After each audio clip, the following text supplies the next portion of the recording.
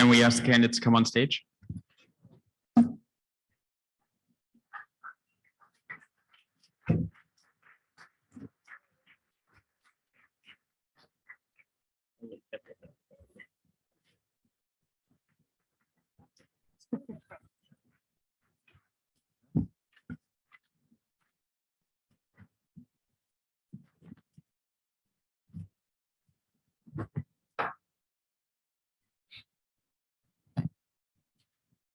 All right. Well, good afternoon, everybody.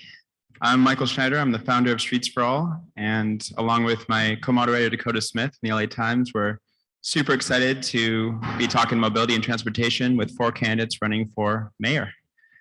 A little bit about the format. We're going to do 1-minute opening statements. I'm going to be timing it on my iPhone. It's a little janky, I apologize, but hopefully everyone hears the tone. And please stop when it's time out of respect for everyone else. So we'll do 1-minute opening statements. Dakota and I have 5 questions. We're going to alternate between us in asking. Each candidate will have 1 minute to respond. And then after those 5 questions, we're going to open it up to the audience. If you have a question, there's mics right there in the middle. Please feel free to line up and ask them. And then at the very end, we'll do 1-minute closing statements for each candidate.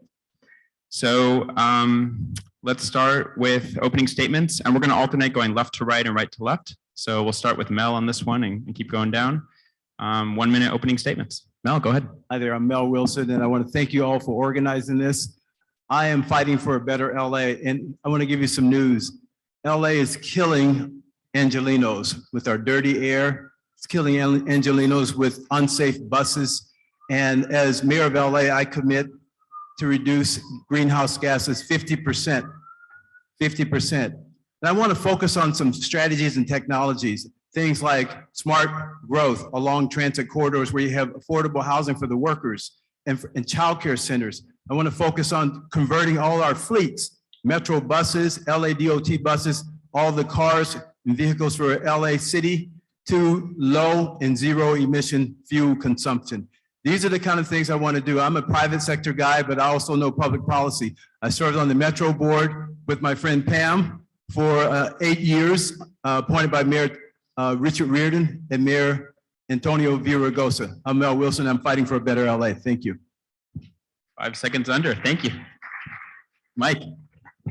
Pressure's on to do it in under 5 seconds. So I am Mike Feuer. I'm currently the city attorney, and I'm running for mayor at a time the city really has never confronted so many crises at once, from the pandemic and its economic and health consequences to the homelessness emergency to affordable housing, and violence is going up in many neighborhoods. At the same time, there are urgent calls for police reform all at once. But transportation and traffic remain, for most Angelenos, one of the things that really bugs them the most, and we have an opportunity. I've always been a leader on these issues. When I was a legislator in Sacramento, I wrote the law that authorized Measure R to go to the ballot, $35 billion for public transit and other key steps. And as mayor, I want to focus on some of the things that bring you here today. We need to be taking advantage of the new federal investments in infrastructure with a specific plan that not only gets formulaic funding here, but also enables us to compete for funding that's going to be available by grant, to focus on rapid buses, making bus travel faster, easier, safer, and cleaner. To build out our public transit, I didn't do a good job. Mel, you win on the 5-second rule. All right, more to come. Hi, everyone. My name is Jessica Lall, also a candidate running for mayor. I'm trying to raise a 2-year-old daughter here in the city, and my husband also works in the renewable sector. Climate crisis and mobility are core values of us and our family. I'm proud to say that as the president and CEO of the Central City Association, and having run a business improvement district here in downtown, we've done things like advocate for the next gen bus phase. We got the first Hope Street Parklet built in South Park as part of the DOT People Street program. I participated as the business representative in the People for Bikes conference, traveled to Spain and Wisconsin to look at how the city of Los Angeles can have a more connected and reliable system. We've also done things like pushed for streetscape improvements across 7th Street. And I just want to say that I think reliability, connectedness, and safety are core elements for our mobility system. As mayor, I plan to ensure that those issues are thought about as we move forward. Thank you. Thank you. Ramit? Well, that's all. Hi, I'm Ramit Varma. I'm sure many of you may be wondering, who is this guy? So I'll start with a little bit about that. I moved here from the East Coast about 21 years ago to go to business school at UCLA. And I fell in love with this city. And since then, I've looked around and I've said what the city really needs is it needs leadership that is business savvy, that's tech oriented, that's creative. And I think that when I look around the city, I see a city that was designed by some really smart and far-thinking people, but designed in the 50s around the automobile. And if you look at all of the things that we're thinking about and all the things that we're talking about, we're talking about it because we're living in a city that was designed 70 years ago. And what we need to do is we need to think about all of the technology that we have at our disposal right now. And it cuts across everything, right? It cuts across development. You have to develop right to get the right transportation solutions. You have to have the right transportation solutions to get the right environmental outcomes. All of these things are related. And as the CEO or the mayor of the city, I think that we need somebody who can create a strategy and then implement it. Thank you. So the first question is around using a bicycle in Los Angeles. And by the way, I'm saying this as somebody who grew up in West LA and voluntarily gave up my car 9 years ago and just bike around town. So this is very personal. Around the world, mayors of large cities are waking up to bikes as a solution to help fight climate change and make cities quieter, safer, more productive, and sustainable. Anne Hidalgo in Paris just won re-election by promising to make every street in Paris bike-friendly and remove 60,000 parking spaces to make room for it. Imagine doing that in LA as a campaign promise. Ada Colau in Barcelona has championed the Superblock concept, which after stiff resistance is now incredibly popular. Sadiq Khan in London has aggressively added to London's network, adding 162 miles in his first term. And 15 years ago, Mike Bloomberg transformed New York City with Jeanette Sadiq Khan, adding more than 400 miles of bike lanes and implementing City Bike. Los Angeles has largely been left out of the bike revolutions taking place around the world, despite our year-round perfect weather and the fact that the average trip in the city is 3 miles, which is a quick 15-minute bike ride. The truth is more people don't bike for transportation in LA because they feel like they're going to die doing it. LA isn't too big to be a biking city. It just takes political leadership to build a network of safe, physically protected bike lanes to unleash a different city. Mayor Garcetti has deferred to the city council on this, which has made it very difficult to build a network across the city.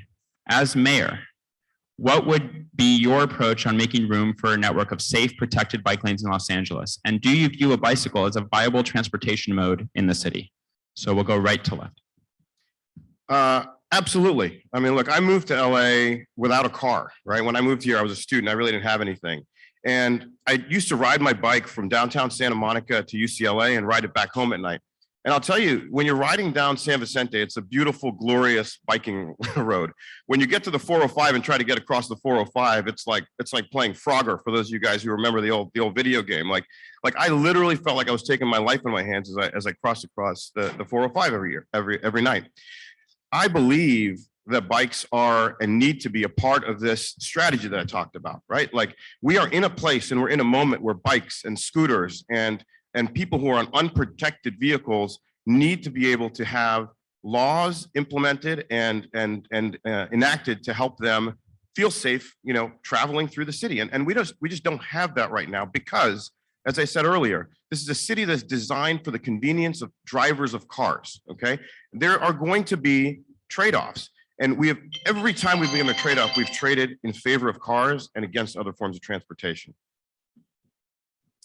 I would absolutely support bike lanes. I think one thing that we've been trying to do downtown is not just support the creation of them, but making sure that there's the necessary infrastructure to support a bike lane. A bike lane to nowhere that has a pothole that isn't well lit at night is not functional, it's not safe. So one thing as mayor that I would do is ensure that the departments across the city, whether it's Department of Street Lighting, Department of Street Services, DOT, are all oriented so that when we build this infrastructure that we are being comprehensive and holistic and that the network is connected to other key transit developments such as Union Station, other subway lines. I think the whole thing needs to be rethought. I think the mayor's power is in orienting and aligning the department heads so they are working together and we're breaking down the silos.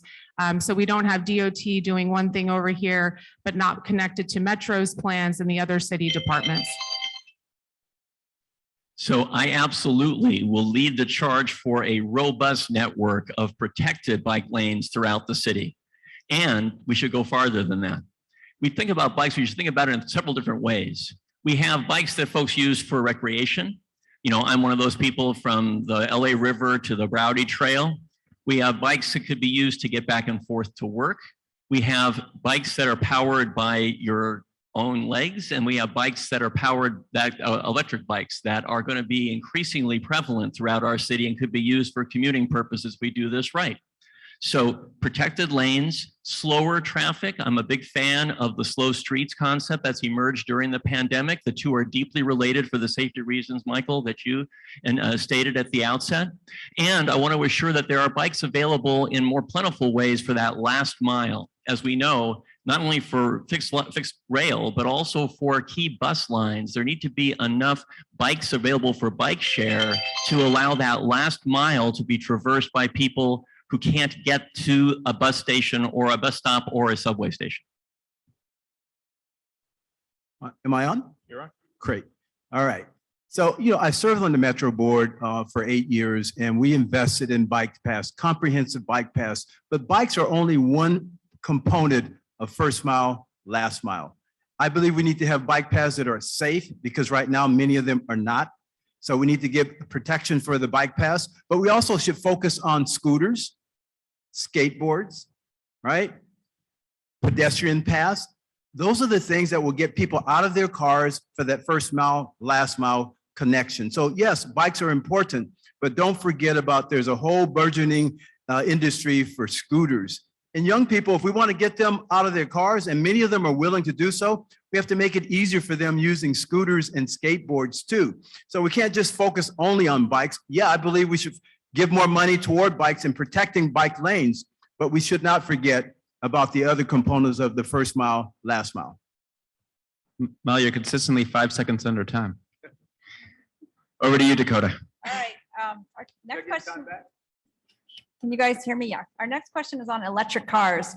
Cars are the biggest source of greenhouse gas emissions in California. Even if we could snap our fingers and all drive electric cars, it wouldn't get us to where we need to be with our climate goals. Cars also take up the same amount of space as traditional cars, which means we still live in a city where a pedestrian is killed every 3 days, where housing costs more than it needs to because of the cost of building parking garages, and where our economy loses $19 billion a year due to the lost productivity of people being stuck in traffic. As mayor, how will you attack climate change with the urgency that it demands? What ideas, aside from the electrification of cars and trucks, will you support and advocate for? So we're starting on this side this time. Mel, Yeah. your mic. Electric vehicles, we certainly need to incentivize the use of it. We have DWP, the largest utility in the West Coast. Why not offer discount rates for folks who use electric vehicles, cars, trucks, buses, all of them? We should do that because we control the DWP. As the mayor, you get about $200 million a year for your budget from DWP. So certainly we should focus more on that. I just think that we're not doing what we need to do. We're killing our citizens.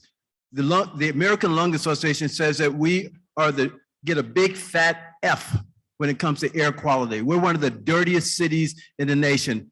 We can do better than this. And so I will commit to working with different strategies, helping us electrify vehicles, using autonomous vehicles. Those are things that we can do that no one's really paying a lot of attention to now, but they really will work, and the public is ready and waiting for it. Mike. Thanks, Michael. So Dakota, your question is both about electric cars per se and about broader sustainability objectives, I think, as well. So let me segue from one to the other. On electric vehicles, we need to be going on a massively increasing the number of vehicles charging stations in the city. and potentially subsidizing those that can be installed at people's homes, especially in low-income neighborhoods. We have to be advancing car shares that are purely electric. There's Blue LA, that's the beginning, but we need to be expanding on that for people who are low income and can't afford to purchase a vehicle. We also need to be looking to our rideshare programs and incentivizing, if not requiring, ride shares to be purely electric by a date fixed. Let me go beyond those points for a second. And again, those are tied to the infrastructure investments that are coming our way so we can actually accomplish those objectives. Sustainability more broadly, Dakota, is going to imply a dramatic increase in not only the electrification of our bus system. Currently, the goal is 2030. I think we could do better than that. The next mayor is going to have to lead the effort to fully effectuate measures R and M, taking the subway to Westwood, but then beyond. We have to be doing more than that too, because our sources of electricity need to be purely clean, and they're not yet. Okay, there's no reason that Los Angeles cannot be the leader in climate change. We are the creative capital of the world. The technology and innovation is being created here in our backyard. We just need political leadership that's actually going to get things done. I drive an electric car. We absolutely need the infrastructure and incentives to get people into them. But I think more importantly, we need to look at why people get in cars in the first place. And I'm a big believer. I'm reading Regeneration by Peter Hawken, and I've talked to people in this audience about the concept of a 15-minute city where everything that you need, a citizen needs, 80% can be within walking distance. And I think the more that we can take the mosaic of neighborhoods that exist in our very, very large and sprawled city and make sure that communities have access to healthy foods, education, retail options, and get people out of their cars, walking into the multimodal forms of transportation that we've talked about, the more we are going to address climate change. Guys, I want you to just take a minute and think about this city, right? Think about this area we drove through, however we got here. Think about the areas in which you live. Here's the issue. You know, we could start getting everybody into electric cars right now, and we're just have more cars having the same problems. We need a strategy in the city, and we need a vision for what this city can look like.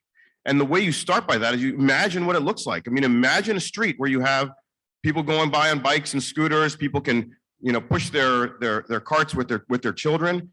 Those are the things that are actually going to lead to the kind of climate reduction that we need. I'll tell you, when I moved here, all I ever heard about LA was smog and smog and smog. And when I got here, it wasn't that bad, okay? But what the world around us has such a problem with the amount of carbon emissions that we keep spewing out that we need to show a better way. And we can do that here. What we need to do is we need to demonstrate for people that there is a better way. Cars are a piece of the puzzle. But by the way, electric cars, many of them are charged by coal-fired electric plants, right? So it's not a magic bullet. The magic bullet is getting people to reduce the number of cars on the road. Our next question is about riding the bus. It's tough to be a transit rider in the city of Los Angeles. Buses rarely have their own lane. They get stuck behind private cars. They have to share a lane. With at rush hour. City Council unanimously passed a mobility plan 2035 in 2015, which includes 208 miles of bus-only lanes. However, only 30 miles or 14% have been implemented. And nearly all of these have been peak hour only bus lanes, where they only operate at AM and PM rush hours. Cars use them and abuse them with impunity, slowing the bus down and reducing their effectiveness. As mayor, what would your approach be to making the bus far more attractive for more Angelenos? Would you support Metro installing bus lanes, which could require permission from the city of Los Angeles to repurpose parking or vehicle traffic lanes to make them happen? Who started last time? It was you, right, Mel? Yeah. Ramit. The answer is yes. Look, I think that the issue with bus lanes is partly about the fact that we've got the buses going slower. It's partly about there's a lot of issues with busing. People need to get to the bus stops. They need to get away from the bus stops. What I would really focus on as mayor is I would say, look, let's get these arteries clean so that we can get we can get people moving as smoothly as we need to throughout the city. And I would create real penalties for people who violate those lanes. Again, we're focused on making things convenient for cars, the peak hour usage, the non-protected bus lanes. These are all so that cars can use these streets as they see fit. We need to change our mindset around where the convenience should lie. It will be more inconvenient to be in a car. It needs to be more inconvenient to be in a car so that we can push people and incentivize them to do things that are outside of cars. And I think that's the thing we need to, that's our ground zero. We need to keep coming back to that. How do we get people out of their cars? Yeah, I agree. I think as a CCA, we really were a part of the next gen bus phase and really need to look at who buses support. And I think especially during COVID, we saw how many people who are essential workers who don't have access to other forms of transit relied heavily on the bus lane. So it's absolutely critical to have equity within our communities to make sure that these buses can operate with reliability and with safety. I often hear too often how women or mothers don't feel safe getting on the buses. They don't feel safe waiting at the bus stations.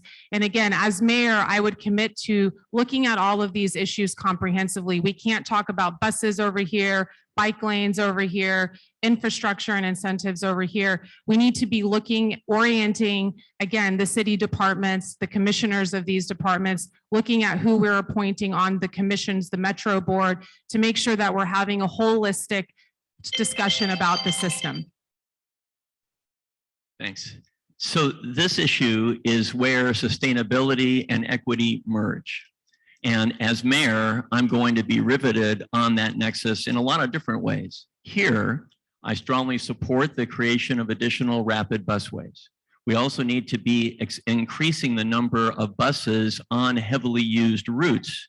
So not only do buses move faster on those busways, but there are more of them. So the people who rely or are transit dependent on buses can get to where they need to go faster. I mentioned earlier that this is also an issue that involves the ease with which we use buses. Not every bus stop, for example, in fact, the vast majority of them don't declare in real time when the next bus is coming. That's not a user-friendly approach to taking the bus. Most of our bus shelters are not shelters at all. They need to be covered from the elements in order for them to be appealing to people to wait there and so on. So there are multiple steps we can be taking to make bus ridership more appealing, easier, more dependable, and safer. Prioritizing bus lanes is really critical, but we also have to have the other component, and that is synchronization of the traffic signals. If you have a bus that's just trolling along and can't get anywhere slow, right, or fast, what does it do? So we need to look at that, but we have to go back to the basic. Here's the basic. As a Metro board member, I rode the buses. I rode them from the valley to here, from West Side to Watts. I rode them to the East Side. I would challenge anyone here to ask, when's the last time they rode a bus? I know what's going on with the buses because I was the operations chair for Metro on 2 different occasions, and the buses are not safe. We need our policing agencies boarding the buses. They don't. They're supposed to. When I was on the Metro board last time, I would not approve the sheriff contract because they were not in compliance. These are the kind of things we have to do. We have to try to get our buses safe. We have to get them safe, and then we'll have discretionary riders riding the buses too. Right now, it's just the folks who have no choice. Another bus question to follow that. One of the most important duties the mayor of LA gets to do is to sit on the Metro board and to appoint 3 people to it. Metro is currently leading the nation in mass transit investments. Yet even as our city makes major progress on adding rail, bus ridership continues to decline. Less than half of all bus stops in the city of Los Angeles have shelters and seating. Buses often arrive late, erratically, and have headways that make missing the bus on some lines the difference between arriving on time and an hour late. One of the biggest challenges is that Metro board members themselves are not known to use Metro services, so they often lack the perspective and empathy of bus riders. What would be your strategy at Metro to reverse reclining bus ridership? And what else can you say about what you would do as a board member? No. We have to look at behavioral changes, and I believe that any of my Metro board appointees need to ride the system. I don't mean every day, but they need to go out and see what's actually going on, because they don't. They're just hanging out with staff. They're not doing it. And we need to let them do it so they can see what the people are experiencing. I've been on buses where gang members are terrorizing people, homeless people, or just terrorizing folks. We need to get folks to actually use the system. who are on the board making the policies for the system. So I just know that we can do much better than what we're doing now. As mayor, I will focus on transportation demand strategies, changing behavior, electrifying all our buses, looking at fuel cells for bus powering. We need to look at other things so we can reduce our greenhouse gases and save our planet. Our kids are dying and our elderly are dying because the air is so dirty. 7 seconds under this time. Like, So Dakota, like so many of these questions, implicit in all of it is, what kind of leadership have you displayed over the course of your career and what can we infer about your future? So I mentioned earlier that I was in Sacramento. I was the author of that bill that brought Measure R to the ballot. And that required deep negotiations with legislators representing the areas that MTA board membership reflected. Those were tough negotiations, putting $35 billion on the table in Sacramento and trying to get people to agree on a common plan. That's exactly the leadership you need to exercise as mayor during the time one chairs the MTA. Now, with regard to buses in particular, one of the things that we haven't discussed is other aspects of what it means to make the system easy. Can we perpetuate the idea that you can enter the bus from both doors, the front and the back, to make it easier to get on? Why do you have to have either a tap card or exact change? Should we make it easier to be able to afford and use the bus? As we talk about the potential for making some of our transit, I was going to say just really quickly, making transit ridership potentially free, that may be too expensive in the near term for the MTA, but we could be able to have pilot projects that test the efficacy of that more frequently than we do now, focusing on bus traffic. Hopefully Mike's time doesn't take away from my time. it won't. I'm just kidding. I'm just kidding. Mel's lending it to everybody else. We're trading time here.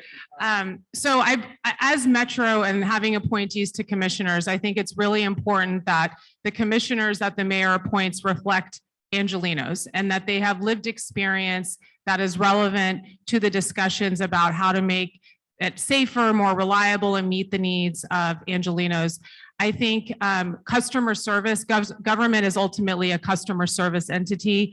Being active and participating in the systems that are having major decisions decided on by the Metro board members is absolutely critical. I think as we get this influx of cash and we look at reliability and the metrics that we are aiming to achieve from ridership, that we need to be transparent about that, be held accountable, be reporting out to consumers about what is working, what still needs to be worked on. So again, we're addressing the whole system. Buses are a component, but we can't just talk about these things again in silos.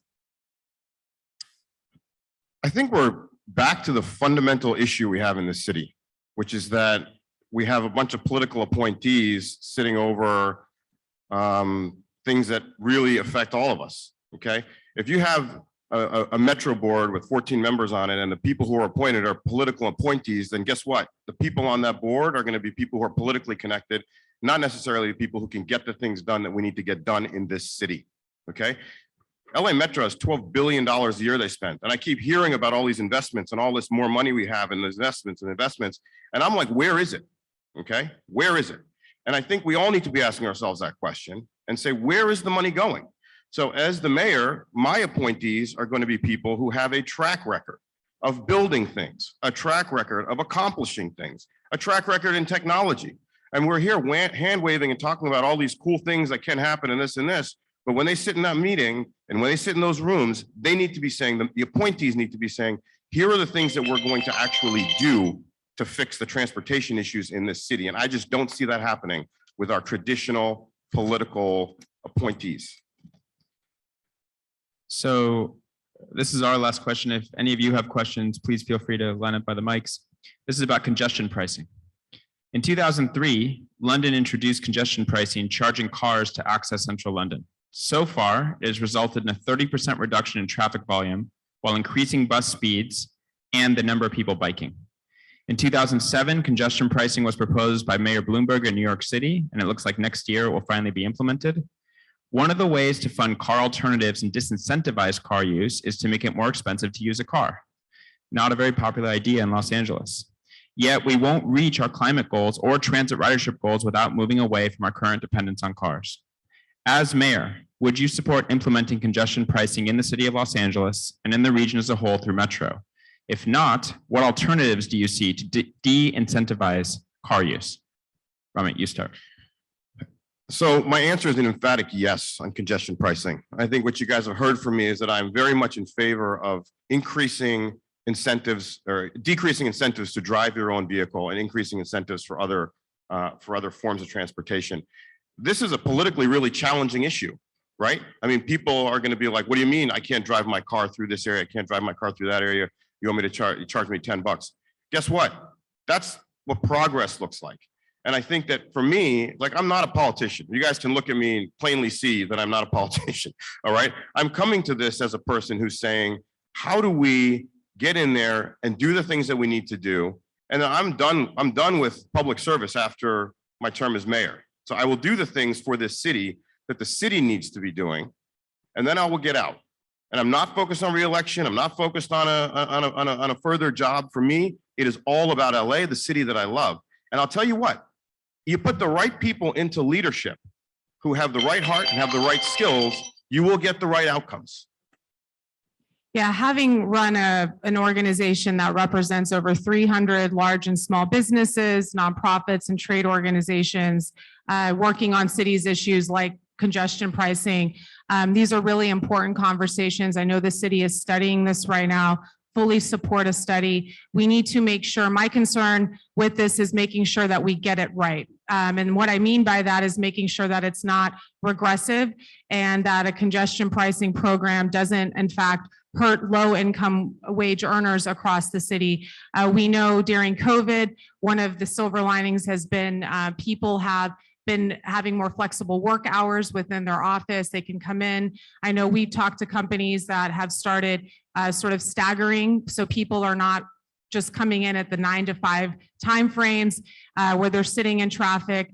They're, polluting. They're wasting time in the car. So I think studying these things and making sure that we're in fact achieving the desired outcomes is really, really important, and not in fact hurting people at a time when they need support in terms of getting around.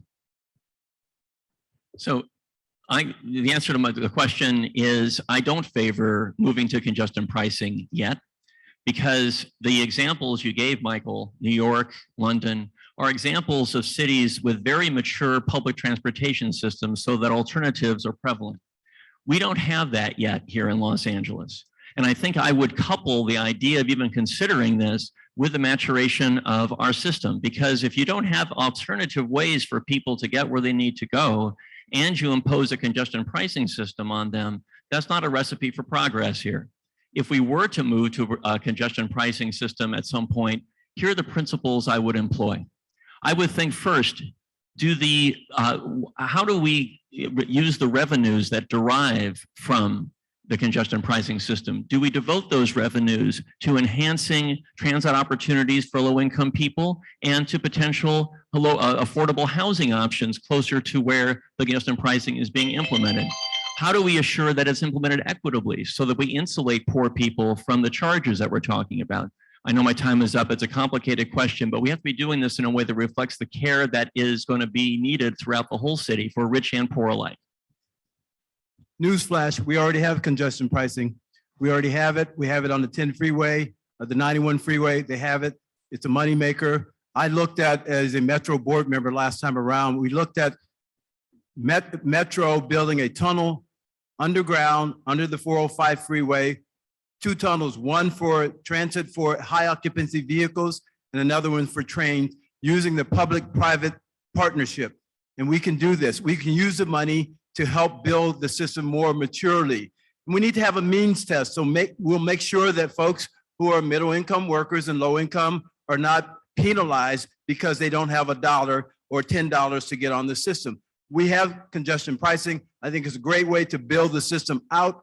And that's where I go. All right, we're going to go to audience questions. We're going to ask that audience members take no more than 30 seconds, and let's do 30-second answers from Candace as well. Go ahead. Hi, I'm Virginia Waxman. I represent transportation for the League of Women Voters of California.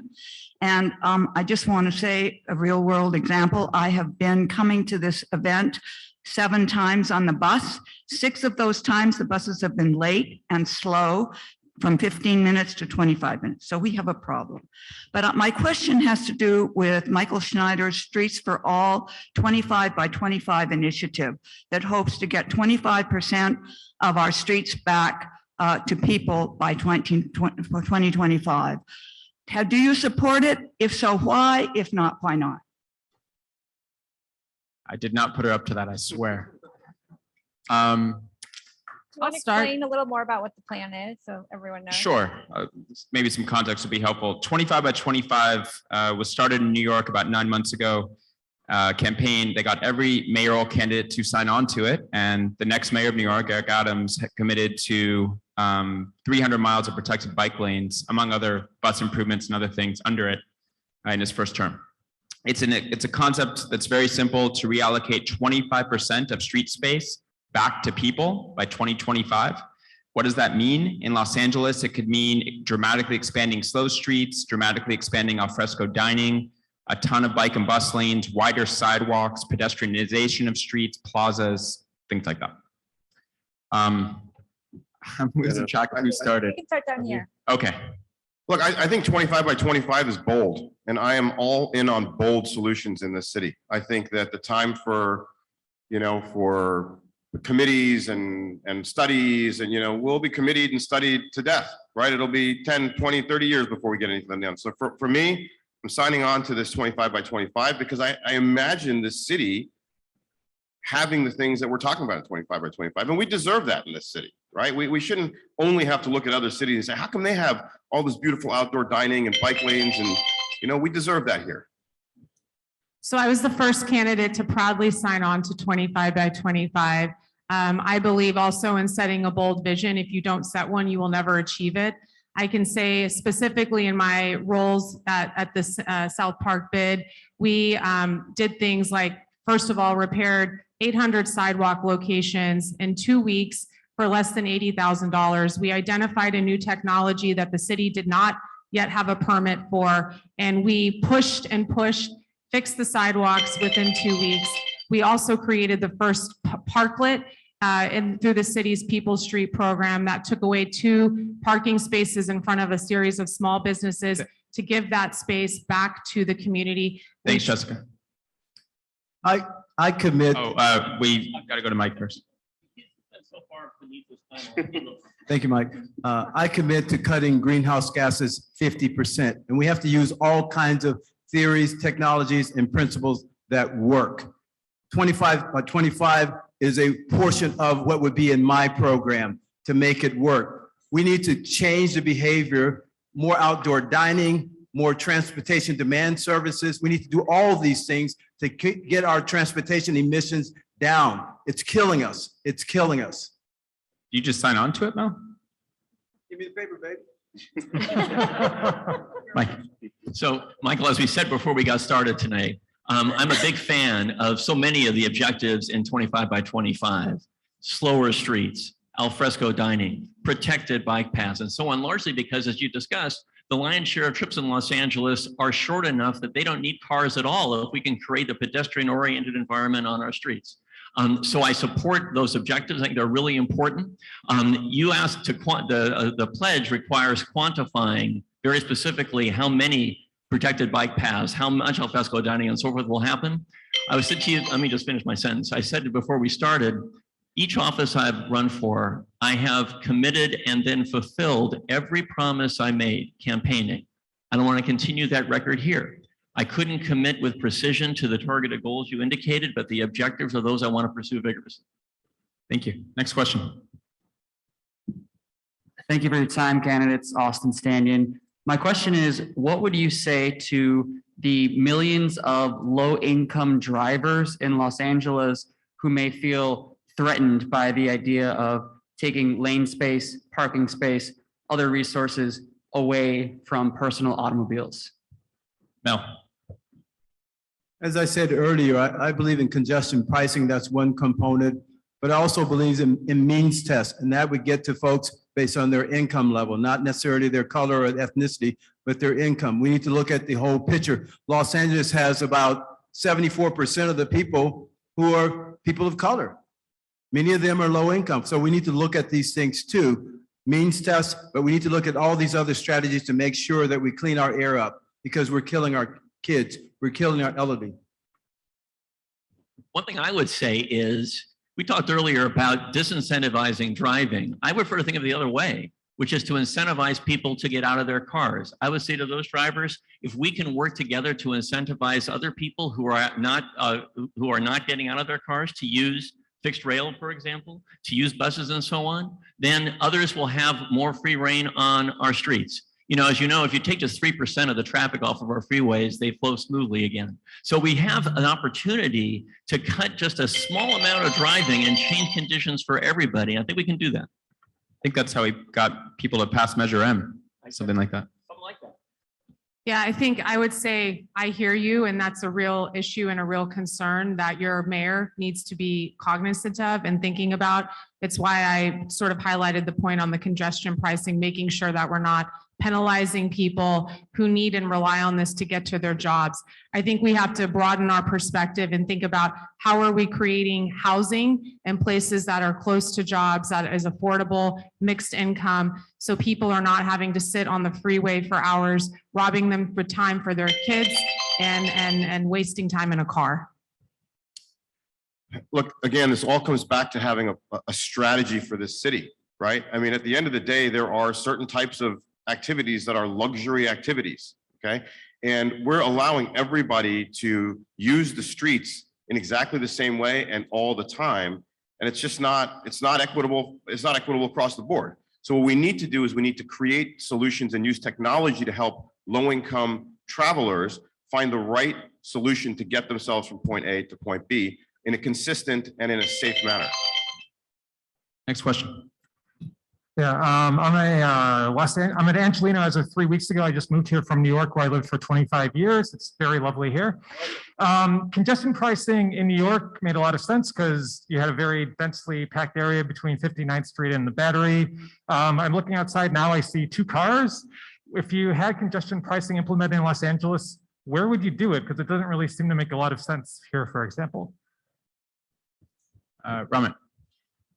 Well, you know, I don't know that it would make sense here, but there are certainly corridors at this time around the city that are completely clogged. And so the idea behind it is you need to find the choke points and break the choke points, right? And that's a basic sort of engineering theory, right? And it's just what Mike was talking about with the 3%. We are running in the red on all of our sort of motion systems. And what we need to do is we need to find those choke points, reduce those choke points, and then also reduce the overall level of flow in the system.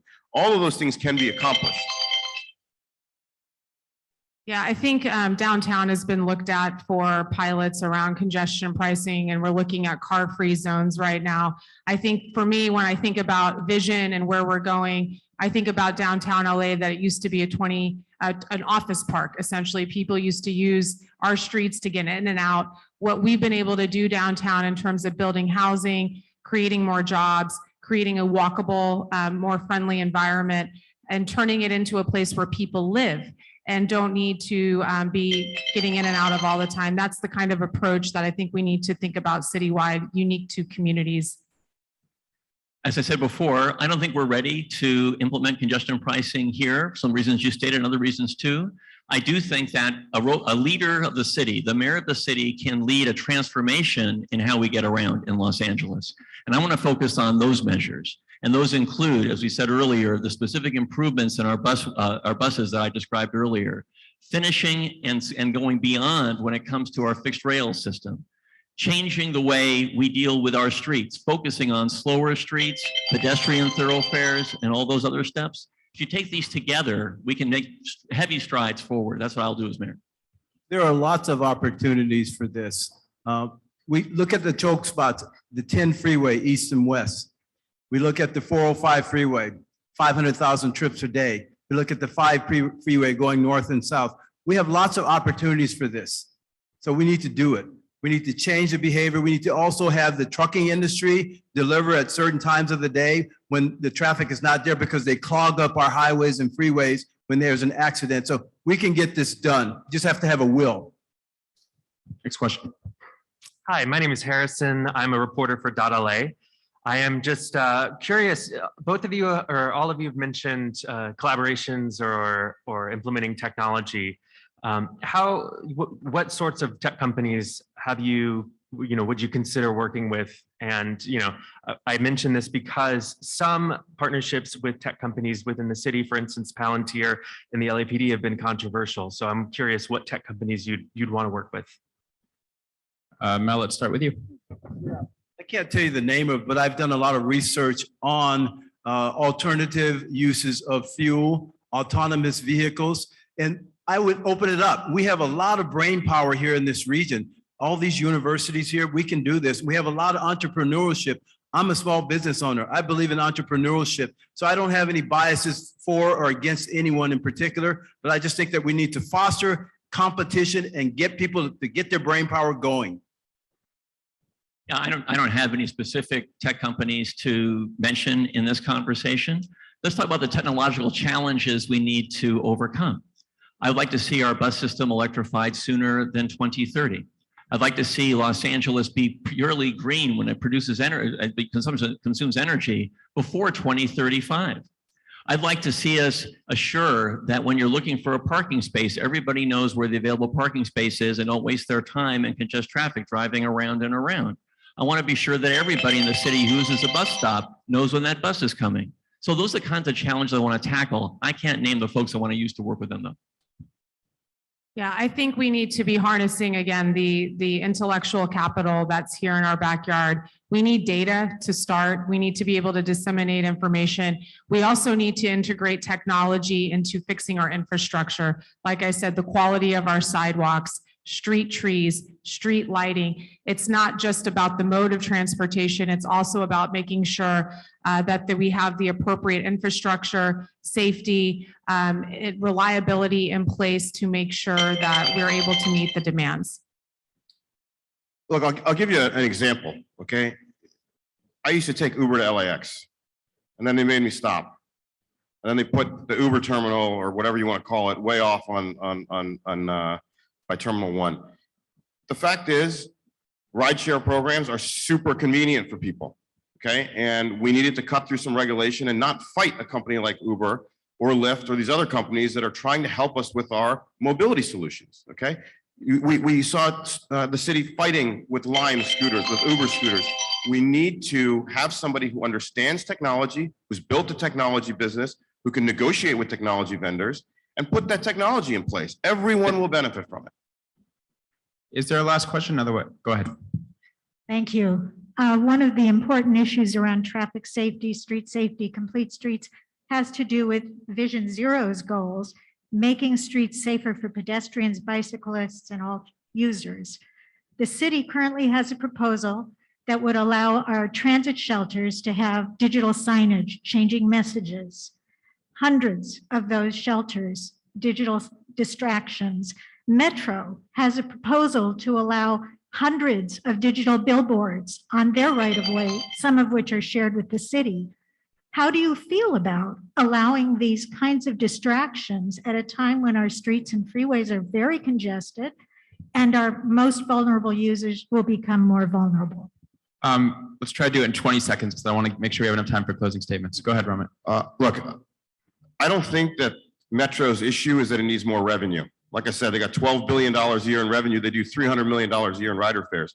So the fact of the matter is, the politician's solution to everything is go find more money.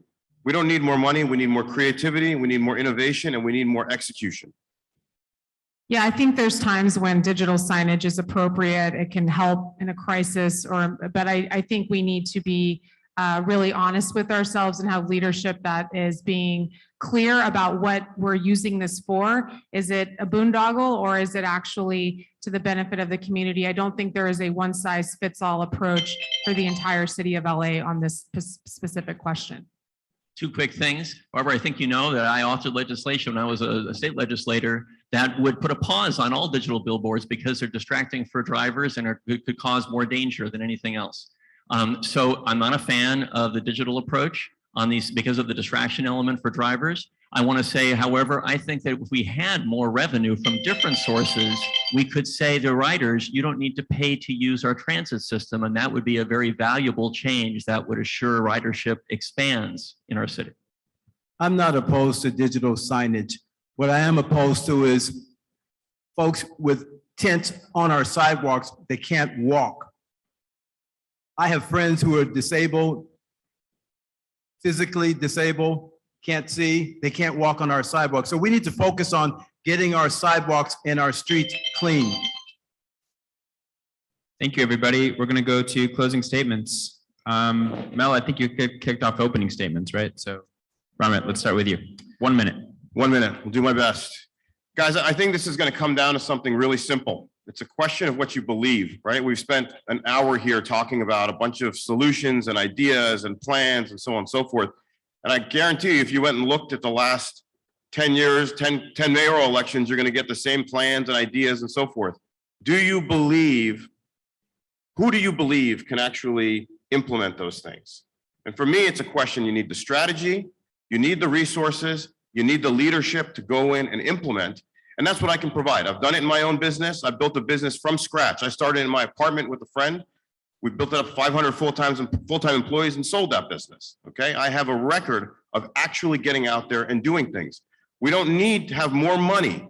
That's not the answer. There's $300 million in rider fares on a $12 billion budget. We could make it free right now. The problem is that we, as a city, waste an astronomical, embarrassing amount of money because we've given that money to people who are politicians who don't know how to spend it. So I would like to close with saying, I think we need not just ideas and solutions, but we need people who actually understand how to get things done within a government structure. I have run 2 advocacy organizations that have worked on cities' policy issues. I've also worked inside the mayor's office. I know how I have the understanding of how the mayor's office functions, where the power levels lie, but I've also worked to build coalitions with the business community, with residents, with nonprofit organizations to solve problems relating to housing, homelessness, transportation, and climate change. I will bring that approach and I will bring that solution-oriented mindset to the mayor's office and be ready on day 1 to actually move these ideas forward. Thank you. Thanks. So I think that the key question for voters in this election cycle is going to be, who among the candidates has the executive experience here in Los Angeles, the proven experience to tackle the toughest problems under very difficult circumstances and deliver again and again and again. And I want to take that approach, which I've been able to exemplify throughout my career, innovation, and then the ability to roll up our sleeves and get it done, to the issues that we're discussing today. And when it comes to transportation, that requires bold changes in how we grapple with our streets. We talked about the integration of more bike paths and pedestrian-oriented streets and slow streets, with enhancements to bus service, with taking our public transit system as fixed rail and expanding and going beyond, to assuring that the transit options we have are clean burning, like electrifying our bus system sooner than 2030. These are the kinds of objectives that we can all share. The question is, who has the proven capacity to actually deliver on these objectives? I hope I can earn your support. I'm Mel Wilson. I'm fighting for a better LA. They're talking about things that could be done. I'm going to talk about things that I have done. Serving on the Metro Board, we built 6 stations in Hollywood, the Purple Line, the Green Line, the 105 freeway. I was appointed by 3 different mayors in this city. I know how this city worked, and it's not working right now. I'm the best qualified candidate to be mayor of Los Angeles. And why is that? Because I've been steeped in it. I'm a small business owner. I've run organizations and companies, so I know both sides, private, public. I was appointed by a Democrat and a Republican. So I'm going to cut greenhouse gases 50%. And that's what our young people want. They are deathly afraid they won't be around and we won't have a planet in the next 30 years. So Mel Wilson for mayor of Los Angeles, I thank you for your help. I look forward to meeting with you and discussing these things with you further in the future. Thank you. Thank you so much to all the candidates for participating. Dakota, thank you. Thank and you. thanks to the audience. Good evening.